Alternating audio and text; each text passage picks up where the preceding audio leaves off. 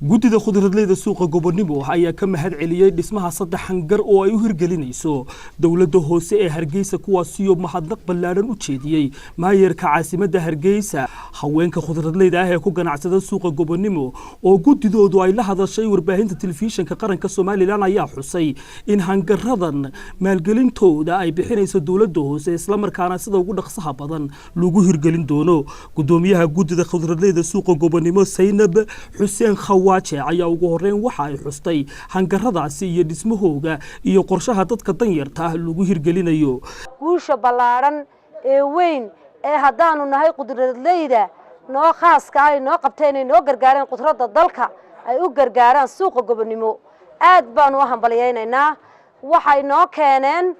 dawladda hoose maayarka Allah ka siyaasiya uu noo keenay kaararkii uu nagu rarayay uu nagu dhisay hangarada saddexda hangar waxa kale oo noo sameynaya oo ku hambalyeynaa beeraha dalka ee halka noogu yimaada waa 9 gaari baa aroortii halkaas soo taaga oo dalka bari iyo galbeed iyo waqooyi iyo koonfur ka kala yimaada oo khudradda dalka sida ilaahay raalli ka ahaadee maayirka noo sameynaya tikadii ay ku soo degayeen iyo istaankii ay xoolahaas iimanayeen oon hore u jirin oo Gobonimo ka jirin oo Soomaaliland ka jirin taasoo ku hambalyeynaa dawladeeda cusub dhamaantood dawladii hore iyo ta cusubba way ka howlgaleen wayna og yihiin waana ku salaamayna waana ku hambalyeynaa geesta kale koos Cabdilaahi Dhagcaleen oo ah gudoomiye ku xigeenka guddida khudradleyda suuqa Gobonimo ayaa sidoo kale ka mahadnaqday dhismahaasi dhismaha Gobonimo ee wax weeyaan wax aan qarsoonayn oo ay wada og tahay dawlad sare dawlad dhexe iyo dawlad hoosaba annaguna aanu nahay dadkii u baahnaa ee maxaadey sugayay waqtiga loo dhisayo waanu sugaynaa waana dhamaantay maanta waxa dab noolba waa laga gubay maanta dab noolba waa laga gubayo wax maanta aanu sugayno aan ahayn dhismaha ma jirto kaarash baan la siiyay Gobonimo waa fayskii shanaad ee dadka wax loogu qabto danyarta ah ama bulshada degan fayskii shanaad weeyaan may dhicin fayska maanta qaabka loo wada hare ogma dhicin Gobonimo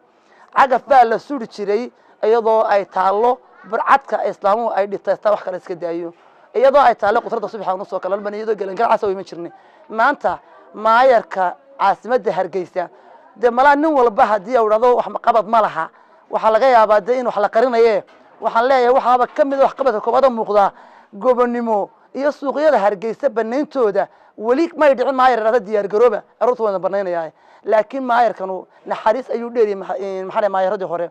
wuxuu yiri in waan idin dhisaya waan ka aqbalay wuxuu nasiiyay xataa si aan u lumin qofka la rabay oo meeshii aan u waayin kaarad lagu cadeynayo maxay inuu qofku guureeyahay oo ku saaxayahay anaguna aan shaabada ururka Gobonimo dushaan ka dhafar geesta kale xubno kamid ah guddidaasi ayaa xusay in hangarada loo hirgelinayo ka sokow ay maayarka dawladda hoose u hirgelinayo dhul ay soo istaagaan gaadiidka ka soo gura beeraha dalka kuwaas oo gaadhaya in subax kasta ay soo istaagaan in ka badan 94 gaari oo ka soo gura beeraha dalka